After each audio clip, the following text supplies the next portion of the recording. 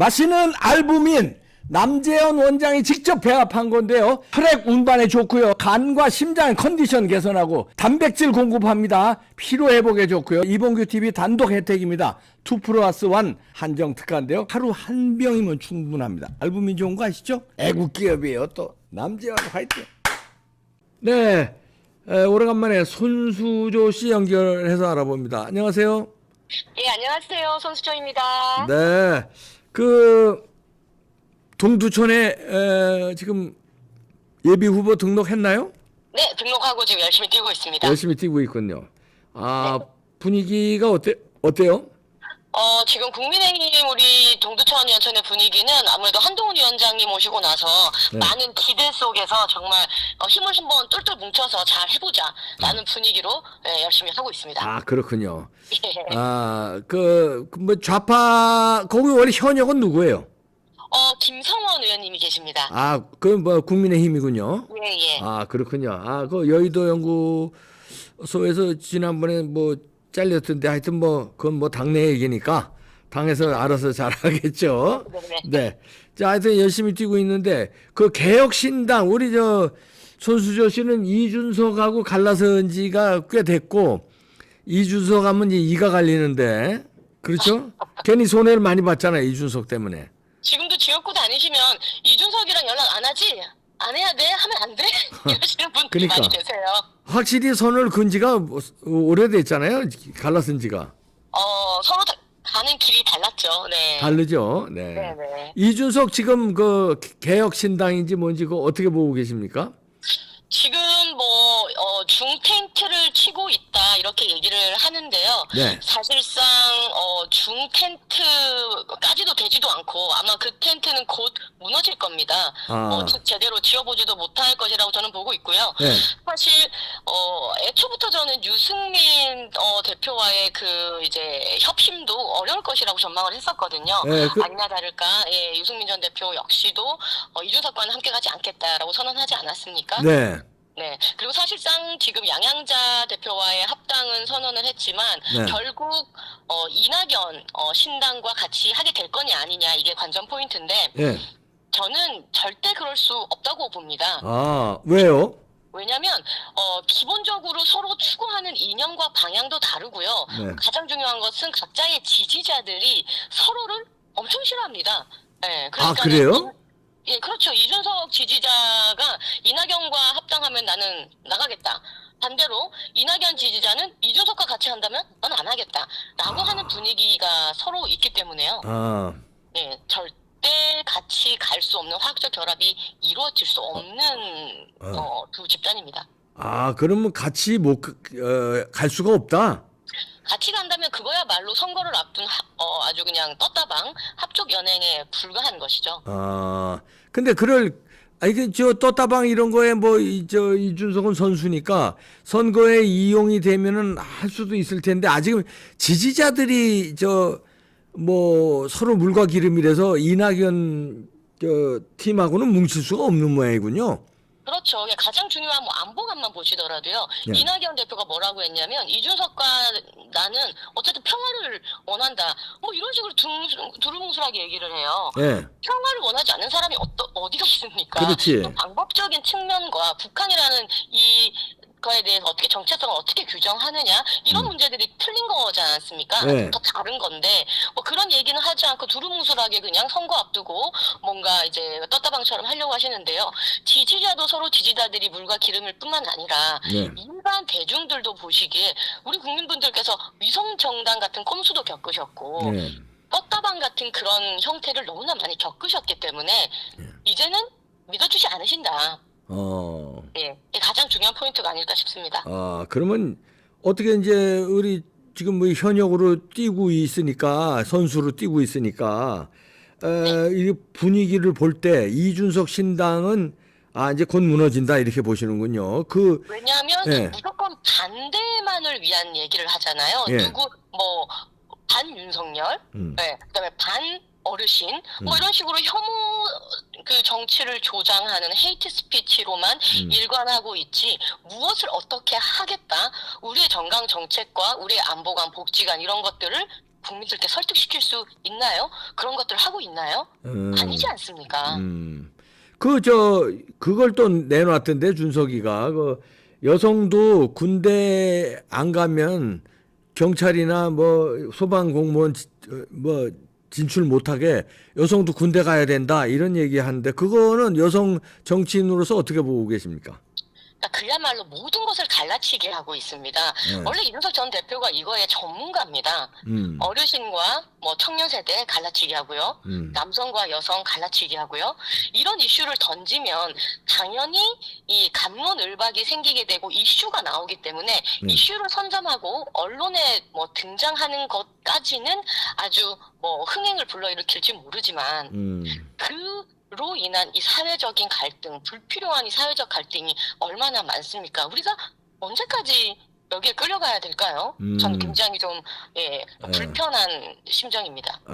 지금 국민의힘에서 어떻습니까? 유승민이 이준석한테 안 따라가고 좀 당에 잔류했는데, 유승민이 수도권에서 무슨 역할을 해야 된다, 이런 얘기가 나옵니까? 아니면 유승민계 바미단계가 그냥 혼자 군불 떼는 겁니까?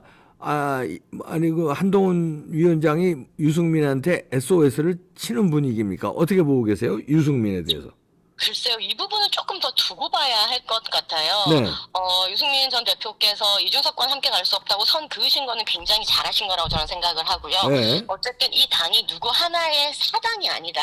뭐 저 역시 지금 12년, 13년간 한 번도 당을 떠나지 않았는데, 어쨌든 이렇게 당을 꾸준히 지키시는 당원분들, 또 출마자분들이 계시거든요. 우리 모두의 당이기 때문에 이 당을 지켜내야 한다는 결정은 굉장히 잘하신 것 같고, 하지만 공천 신청은 안 하시겠다는 거잖아요. 공천 신청은 하지 않고 뭐 그 후에 어떤 역할을 하실지는 조금 더 그리고 지금 당 지도부와 어떤 교감이 있을지는 좀 두고 봐야 할 것 같습니다. 지금 뭐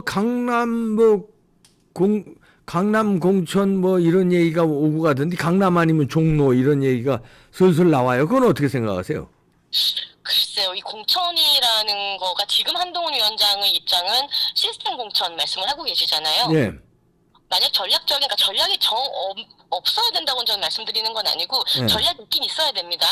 하지만 그 전략적인 공천을 했을 때의 명분이라는 것이 있어야 합니다. 그 명분 없이 전략 공천을 막 그냥 하게 되면 이 공천 전체판이 흔들리고 시스템 공천을 천명했던 것마저 모든 것이 무너지기 때문에 아주 주의하셔야 한다. 이렇게 생각을 합니다. 그 전략 공천이 뭐 그래도 여기저기 하는 것 같은데, 그렇죠. 한동훈 비대위에서. 없을 수는 없고 어느 총선이나 어느 선거 때도 전략 공천이 없었던 적은 없죠. 뭐 저 역시 당시 문재인 후보와 맞붙을 때 전략적인 뭐 자객 공천 이야기가 있었으니까요. 그래서 전략 공천이 없었던 적은 없지만 그것이 전체적인 공천 한도를 시스템 공천이라는 그 기치를 흐트러뜨리면 안 되는 수준이어야 한다. 라고 생각을 합니다. 그렇군요. 그 김경률을 마포 을에 꽂은 거는 일종의 전략 공천 아닙니까? 아직 뭐라 그럴까? 결정된 건 아니지만, 한동훈 위원장이 손을 들어줬으니까. 그 이벤트를 지켜보면서 조금 사실 저는 아쉬웠어요. 비대위원장께서 이 험지에 어떤 전략적인 것을 생각하고 계시고 그것을 소개할 수는 있다고 생각합니다. 충분히 비대위원장으로서 우리 후보, 험지에 출마하고자 하는 후보가 있다라고 소개를 할 수는 있지만, 또 이 여의도 사투리를 또 너무 모르셔서 나온 해프닝 정도로 저는 보는데, 그 전에 사전에 뭐 충분히 말씀을 하셨다고는 하지만 더 이 스무스하게 넘어갈 수 있도록 거기 계시는 또 당협위원장분과 또 충분히 말씀을 나누신다거나 하는 정도의 그런 여의도 사투리를 조금 더 쓰셨더라면 부드럽게 넘어가지 않았을까 싶은 그냥 해프닝 정도로 봅니다. 그렇군요. 김경률의 김건희 여사에 대한 그 마리 앙뚜아네트 발언, 이건 어떻게 평가해요? 그 발언은 뭐 이미 본인께서 김경률 위원께서 김건희 여사를 두고 한 발언은 아니다라고 말씀을 하셨기 때문에요. 더 이상 그거에 대해서 평가할 필요는 없다고 보고요. 사실 이 명품백 논란은 대통령실에서 정확한 메시지를 진솔하게 내셔야 합니다. 이것을 그냥 뭉개고 가서는 오히려 더 의혹이 커질 것이고요. 그 메시지라는 게 어떤 메시지를 내라는 거예요? 지금 이제 KBS가 되었든 어느 언론사가 되었든 대담을 하신다고 예. 하셨잖아요. 네. 네. 거기에서 어떤 경로로 그런 일이 발생을 했는지, 물론 몰카에 당한 거 맞습니다. 다시는 그런 몰카 시절 같은 그런 것은 없어야 되겠죠. 근데 하지만 이런 영상이 국민들께 공개가 된 이상 어떤 자초지종이 있었고, 그래서 그 백은 지금 어디에 있고, 뭐 대통령 기록실에 있으면 대통령 기록실에 있고, 이것을 앞으로 어떻게 처분을 할 것인지에 대해서 조금 더 솔직하게, 조금 더 자세하게 이야기를 해 주시는 것이 국민 정서에 맞다. 그러니까 설명을 해달라는 얘기죠? 그렇죠. 조금 더 자세하고 친절한 설명이 있다면 굳이 이것이 이렇게 논란이 될 부분은 아니라고 저는 보거든요. 혹시 사과도 원하는 겁니까? 아니죠. 사과는 아니고 다르다고 생각합니다. 다르죠. 예. 어떤 자초지종이 있었고 이런 상황이라는 상황 설명을 친절하게 해 주십사라는 것이죠. 그러니까 사과할 필요는 없고 상황 설명을 국민들이 납득할 만큼 해달라. 제가 볼 때는 명품백을 안 받았는데요. 그냥 거기 두고 가셨고. 맞아, 두고 간 거예요. 그리고 보관해 놓은 거예요. 지금 보관해 놓은 거야. 그분의 정체가 지금 뭔지 모르겠지만 지금 친북 인사 아닙니까? 네. 그 목사님이 그런 분이 오셔가지고 두고 가신 거고, 그 영상도 보셨겠지만 이런 거 왜 하냐고 김건희 여사가 화내지 않습니까? 그러니까. 그래서 그걸 그냥 두고 본인이 알아서 두고 간 거고, 그 두고 갔던 게 대통령 기록물에 지금 있는 것인데, 마치 민주당은 이것을 김건희 여사가 뭐 뇌물을 받았다, 입마에 포켓했다는 식으로 몰고 가는 것인데, 여기에 절대 당할 필요는 없다고 봅니다. 그렇죠. 그냥 대통령이 그냥 그 무슨 대국민 이거 이번에 설명회 한다고 그러니까 거기서 그냥 한 원 오브 이슈로 자세한 설명만 하고 넘어가면 되죠. 사과는 절대 할 필요 없는 거죠. 설명과 사과는 피해자인데 김건희 여사가 피해자고요. 예. 아니, 살다가 손목에 몰카 있는 거 보신 적 있습니까? 그러니까요. 얼마나 이게 악의적이고 악랄한 이 형태입니까? 이거에 대해서 뭐 국민의 알 권리를 위해서 했다? 그러면 국민의 알 권리를 위해서 그 뭐든 다 해도 됩니까? 이건 굉장히 위험한 논리입니다. 그렇죠. 예. 사과는 절대 안 되고, 왜냐하면 당한 사람인데. 근데 그러나 어떻게 당했는지 설명을 할 필요는 있다. 지금 그 파우치가 어디가 있는지라든가 이런 걸 좀 설명할 필요 있다.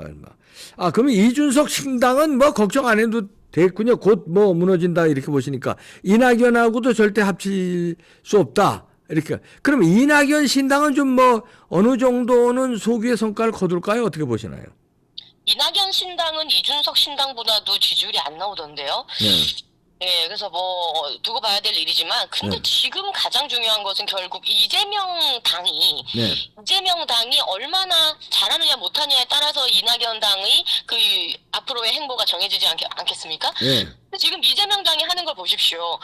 공천 1차 적격 부적격 심사를 말도 안 되게 하고 있습니다. 친명이면은 합격시켜주고 비명이면 탈락시켜주고 말도 안 되고요. 뭐 1심에 지금 실형을 받은 심지어 황운하 의원까지도 이분이 국회의원으로 적격하다는 적격 판단을 내는 당이 지금 이재명 당이에요. 이거는 국민들께 정말 부끄러운 일입니다. 그래서 이낙연도 이준석도 성공 못하는데 민주당도 지금 공천이 문제가 있기 때문에, 그럼 국힘당이 자연스럽게 이번에 뭐 과반 이상 승리 예상하시나요? 어떻게 보시나요? 국힘의 지금 이제 결국 공천이 가장 핵심인데, 뭐 친윤, 뭐 공천 이런 얘기를 하면서 굉장히 국힘에 대해서 이제 왈가왈부가 있는데요. 사실 민주당은 지금 적격 부적격 판단으로 어떤 그 공천 작업이 진행 중이지만, 국민의힘은 단 한 번도 공천을 지금 한 적도 없습니다. 뭐 친윤 인사라 그래서 공천을 한 적이 있습니까? 없어요. 나오지도 않은 거에 대해서 미리 지레 짐작해서 그거에 대해서 비판하고, 또 비판이 비판을 꼬리를 물고 나오게 되는데, 이건 굉장히 전 잘못된 것이라고 보고요. 지금 공천에 대해서 나온 것이라고는 공천 룰 나온 것이 다릅니다. 지금 이 공천 룰을 보면은 이렇게까지 정교하게 짜여진 적은 없었어요. 그리고 한동훈 위원장 스스로도 내가 앞으로 어떻게 공천하는지 보시라 호언장담하고 계시기 때문에, 이 공천 시스템 공천에 대해서 믿고 기다리고 정말 그렇게 되는 것을 바라고 있는 단계지, 우리가 지금 민주당처럼 누구는 된다 누구는 안 된다 하지 않았잖아요, 아직. 그렇기 때문에 이 부분에 대해서는 조금 국민의힘을 공천에 대해서 공격하는 것은 이거는 말이 안 된다고 저는 생각합니다. 당사자가 보기에도 지금 저 국힘당 공천룰이 아주 정교하게 짜여져 있군요.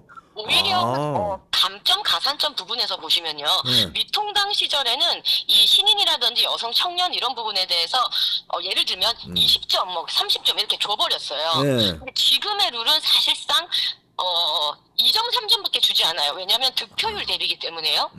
그래서 그런 측면에서는 사실상 신인과 청년 여성들에 있어서는 후퇴한 룰이긴 합니다.